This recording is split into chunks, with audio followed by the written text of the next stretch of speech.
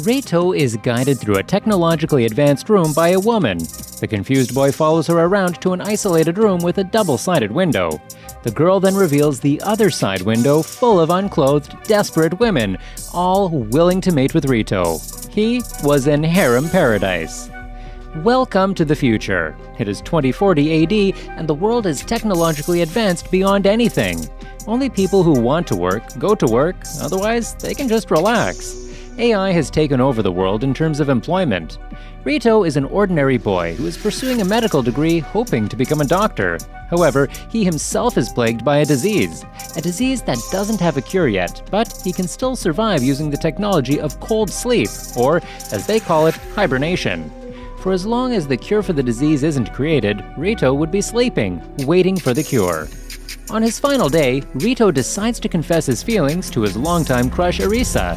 He does seem to have some serious commitment issues and waited till the very last day. Arisa can't give her answer. How could she? It was so sudden, but Rito doesn't mind. He can't ask her to wait for him for 5 years anyway. Rito then heads to the doctor's office where he would be put to sleep, alongside his big brother Ryu and little sister Mahiru, the only two living relatives that he has. As he is being readied for the procedure, Arisa arrives there as well, so she does like him back after all. That's a relief for a man going into Captain America mode for the next 5 years. He gives her his locket as safekeeping and, once again, heads to his future. The procedure then begins. Rito is placed into a container, and the liquid pours into it. The voices of his close ones start muffling, and just as he passes out, he can faintly hear Arisa telling him that she would wait for him to wake up. Rito then opens his eyes after 5 years, and he is strangely surrounded by all female nurses, who all seem weirdly shy and aroused by him. Next to him is a purple-haired lady who tells him that it's 2045. Rito has slept for his destined 5 years. His attendant, Mira, the purple-haired girl, then takes him to a doctor who is on standby to check his vitals. Rito asks the doctor if he can see his own personal doctor instead, but the woman tells her that his doctor is no longer alive. Everything seems to be weird, and Rito is getting more and more confused. Rito is then put in a limo where Mira explains to him about the MK virus, a virus so much deadlier than Corona that it killed every single victim in just 3 days of infection. Even today, there was no cure. Half of the world population was gone. Mira opens one of the window shades and shows him how the once technologically advanced society had crumbled back into a mess. Rito thinks it's all some kind of a sick joke, a prank, and he rushes outside, jumping from the car to see for himself. What he sees shocks him. There was not a single man out there. Everyone was a woman, and the world was nothing like it was before. Society had fallen into chaos. Mira and her guards jump to surround Rito and protect him from the horde of women around him. One crazy woman sees Rito and jumps towards him. Thankfully, she is dealt with on the spot. Mira explains that 4 years ago, the MK virus, or male killer virus, emerged and wiped out the male population, except for him and 4 other immune men who were similarly frozen, and they are obligated to have children to save humanity from extinction. The story seemed like it was taken from a sci-fi novel, but it was true. Rito was in a harem whether he liked it or not. Rito, however, is adamant that he doesn't want to sleep around with hundreds of women just so that he can have children with them. At heart, he is still loyal to Arisa. So, in order to convince Rito, Mira calls in his sister, Mahiru. Mahiru, who is now a teenager, arrives and explains that their brother Ryu contracted the virus and had to be frozen to save his life. She also explains that Arisa, who was actively involved in finding a cure for the MK virus, also had been missing for the last 3 years. Rito is distraught, and he even gives Arisa a call. Yeah, right, if it was that simple. Arisa was truly lost. That night, Rito realizes just how serious the women were when Mira arrives in his room and starts stripping before him, asking him for his seed. Rito stops her midway and sends her away, but things are going to get more and more serious from here on out.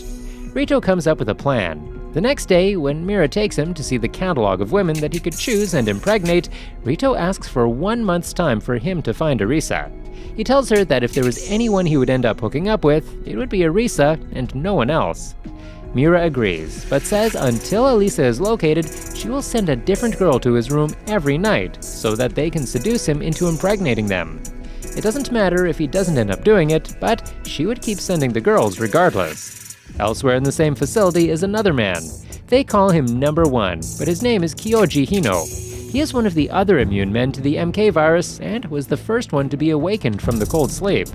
Unlike Rito, Kyoji is enjoying his life in this new world. He is taking full advantage of his manhood and sleeping around with 10 women a day, or even more, who knows. He even has the choice to sleep with literal actresses. This guy is living his dream. Rito, on the other hand, finishes his meal and heads back to his room, and that's when he meets with Kyoji. Rito is really uncomfortable with how frank and calm Kyoji is with everything happening, while Kyoji can't believe how stupid Rito is for not taking the opportunity he has in hand. The two men part uncomfortably, and Rito finally reaches his room and decides to take a shower to cool down and process everything. Unfortunately for him, the woman that Mira had promised she would send, Akane, arrives unclothed in the shower alongside Rito and tries to seduce him as Mira promised. She does a pretty good job, but Rita ends up failing because of all of the pressure. When he wakes up, Akane is there by the sofa drunk, and on his bed is another small woman. Girl? She looks really young. Her name is Sui and Akane were going to be with him for the rest of the days. That night, he reluctantly sleeps platonically with Akane and Sui Yamada, as Mira changed her mind and assigned them to him instead of sending random girls every night.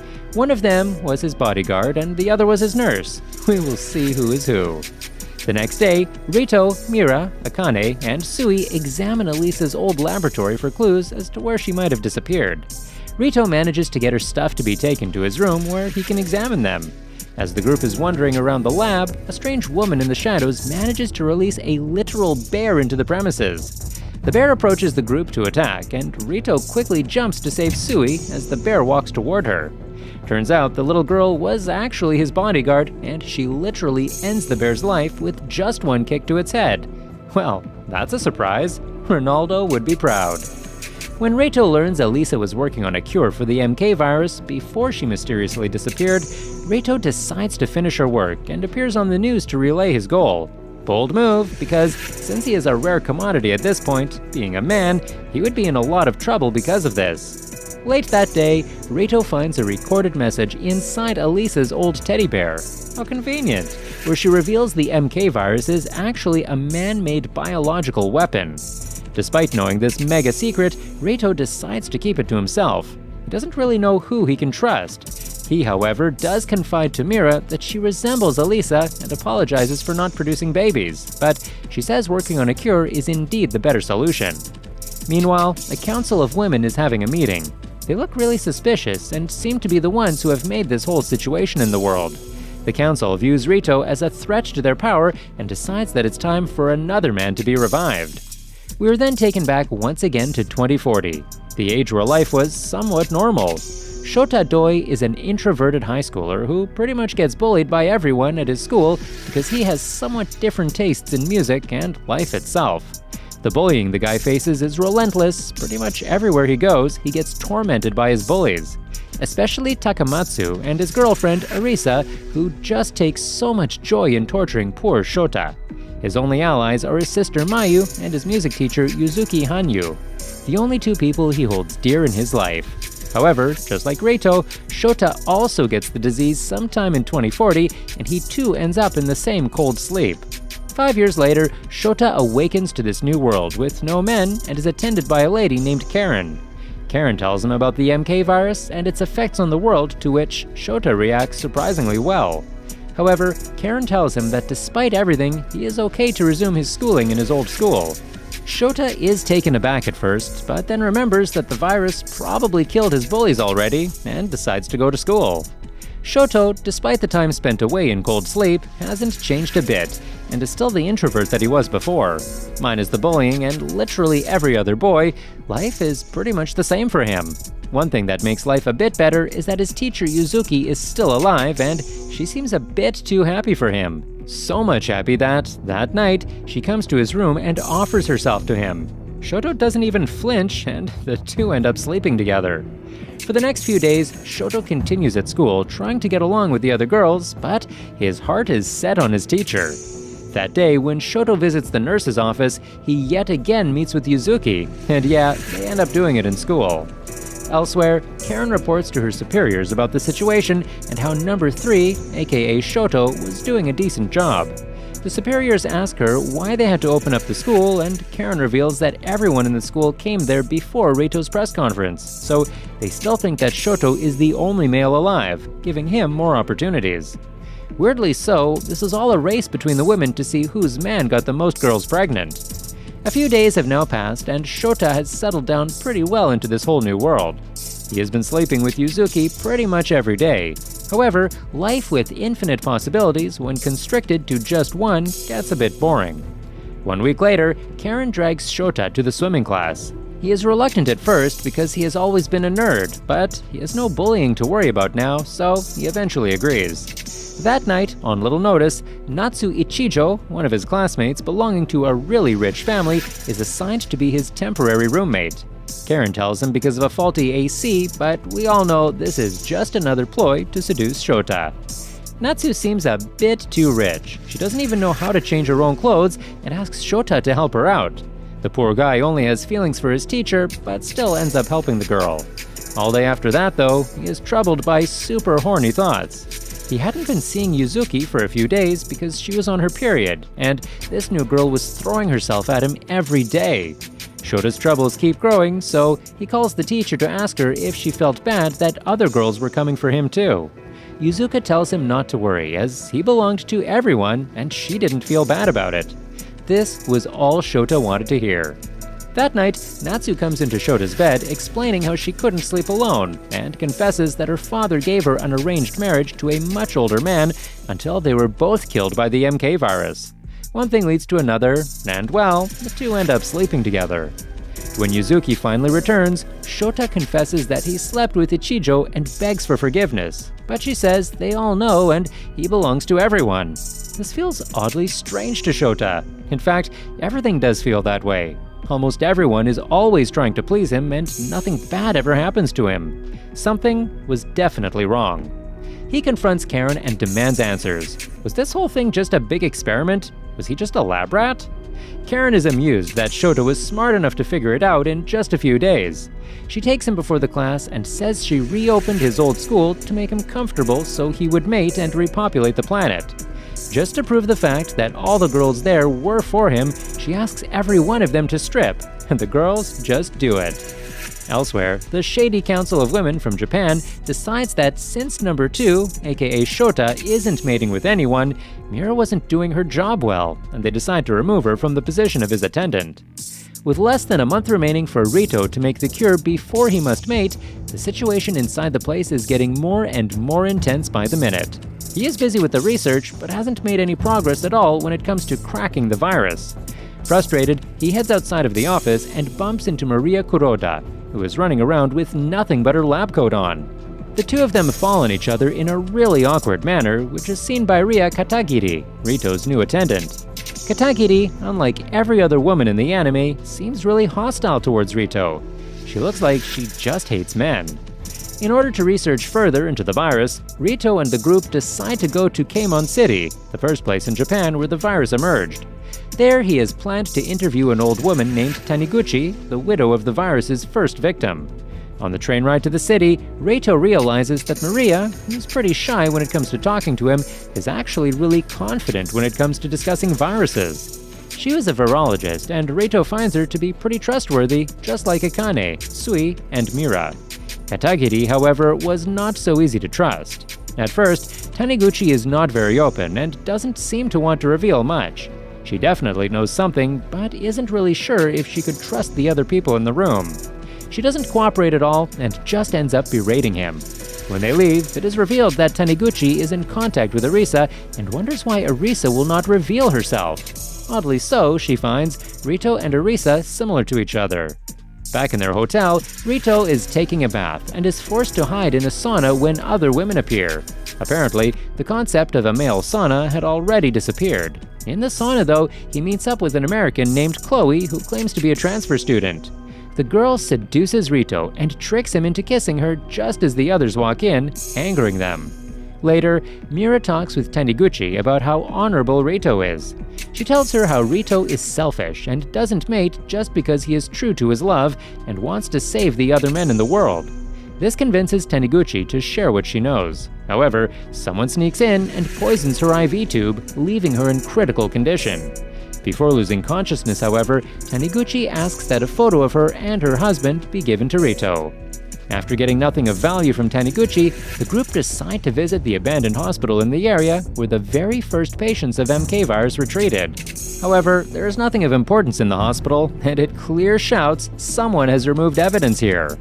On the other hand, Kyoji is having a similar issue like Shota from the last episode. He has had all the women thrown at him and has enjoyed them as much as he can, but doing the same thing every day has made him bored. So he heads out with his attendant to pick up one of the girls from the street at random. And the one that he picks at random is Mahiru. What are the odds of that? Without much progress, Rito's group decides to return back. On the day of their return, Rito notices that his scanner was reacting to the photo given by Taniguchi and scans the photo to find incomplete blueprints of the MK virus's design. Someone had definitely made the virus, and though incomplete, using this blueprint, Rito could try to reverse engineer the virus. As soon as the group return, Kyoji's attendant, Neneko, informs Rito and Mahiru about Kyoji's request. The siblings are highly against the idea, and Rito goes to meet with Kyoji and let him know that his intentions would not bear fruit. Rito protests that his sister is only 16, but Kyoji begs, telling Rito he is in love with Mahiru. Unable to convince him otherwise, Rito agrees to arrange a lunch date with Rito attending. This, as expected, doesn't really go well. Mahiru has no interest in Kyoji. Later that day, when Rito is having his bath, Akane and Maria enter the bath with him, realizing that he has been acting weird lately. They tell him that they are on his side and also reveal the fact that many virologists were getting lost or had been assassinated in the last few years. It was almost as if the government was taking them out to stop looking for a cure for the virus. The two girls had entered the bath so that no one would record them while talking. Nice move, but very demonetizable. The next day, Rito, Marie, and Akane, along with Sui, manage to establish a base in the refugee area of the city.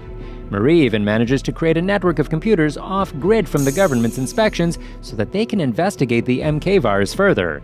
The very first thing that they find is that most of the virologists were found admitted to the same abandoned hospital from Keimon City. What a stroke of luck! Back in the experimental school, Shoto is now common property. The girls have now started to draw lots to become his new roommate. The winner of the lots this time is Rika Yanagi. However, Shoto is just not comfortable with frank girls like her yet and doesn't respond well to her advances. In fact, he doesn't even respond at all. He just runs away to the teacher's lounge, his secret hiding location from bullies. Shunka Hiragi, another girl from the school, happens to come there as well. Turns out she too was bullied when she was in middle school, and the two find that they are similar to each other. It does seem a lot far-fetched, but Shunka uses this one common thing to seduce Shoto, and it works. They end up sleeping together in the lounge itself. Shoto, however, still feels a bit used after all this. The girls were fighting for him, which he didn't expect, but also the fact that he was turning into a literal baby-making machine was very unsettling to him. He calls Yuzuki to get some advice, but she doesn't pick up his calls. Having everything with him, Shoto was still alone. The next day, the seductions continue. Akira, the one who Shoto him with the volleyball, locks him up in the locker room and seduces him while apologizing. Very illegal. Shoto was slowly losing himself in all of this chaos. The following class, Karen makes a new arrangement where a girl will be assigned as his servant daily. Their payment? A kiss from Shoto. As promised, after kissing Rika, he trips and scrapes his hand and is taken to the school nurse. Even after getting the required medicine from the nurse, Karen still orders Ichijo, Shunka, and Akira to sleep with him at the same time. Shoto had now finally fallen into the rabbit hole of pleasure, and he starts losing himself. Over the next few days, he becomes much more sexually aggressive with the girls. One day, Shion Hoshino, one of the girls who regularly ignored him when he was bullied and even enjoyed the whole bullying show while she was at it, transfers into the school. She seems to be eager to mate with Shoto, but the guy ignores her like she ignored him in his time of need. Shoto is pretty pissed that she entered his heaven, but Karen explains Shion tried to become an actress, but due to the MK virus, she can only get a role if she mates with Shota. she was to torment or do anything with. She was at his mercy. Still angry about her ignoring him, he humiliates her by forcing her to come to a class in her underwear before he mates with her in public. He makes a few of his side chicks watch as he mates with her on the rooftop with the uncomfortable position possible. While this was pretty brutal for an introvert like Shoto, it gives him another evil idea. Shota asks Karen to find someone and bring her to him. Karen delivers Arisa in chains, where a vindictive Shota forces her to lick him in the wounds that he had suffered because of her and her boyfriend. Shoto is going full evil arc mode. There is no coming back from that. Every day a new girl is now part of Shota's schedule. If he doesn't like the girls already there, new ones are brought in for him. At this point, it was almost like Shota himself was going to complete the world repopulating job. However, one of the girls among the newly transferred ones is pretty sus. To begin with, she refuses Shota's advances. Nobody does that, and at night, the girl appears to be in contact with Arisa. They are planning to abduct Shoto. On the hand, Rito and his gang decide to head back into the abandoned hospital to get more clues about Arisa and the MK virus. Rito's group explores the abandoned hospital, where Sui accidentally breaks a wall to reveal an air duct. They crawl through it and fall into an underground laboratory, the place where the virus was probably created. However, before they can investigate it, they come across a group of women, who strangely are intent on killing them. Fortunately for them, the women are killed in turn by the mercenaries led by Chloe, aka Miss Mansfield, who turns out to be one of the United Women's, or UW's, peacekeeping agents. As Chloe saves the group from the exploding hospital, which was apparently set with a time bomb, her assistant, Miss Pope, yes, that's her name, meets the Japanese UW Council and arrests them after deducing the MK virus was created under their orders. While the explosion at the hospital is settling, several other explosions occur at the locations where the men are kept. The weird girl in school also tries to abduct Shoto, but fails. However, Arisa and her so-called terrorist organization manages to capture one of the men, number 4. Shota, who was injured in the explosion, wakes up in the hospital where Karen explains terrorists tried and failed to kidnap him. Shoto seems to have grown tired of his daily routine and asks her why she does not sleep with him. Karen tells him that she will if he wants to, but she needs to help to rule the world. What a casual thing to ask for. Shota agrees to help her. Chloe's group takes over Japan and orders Kyoji to stop mating until the terrorists are dealt with. This certainly angers the man, but serious, what can one man do against 1 billion women?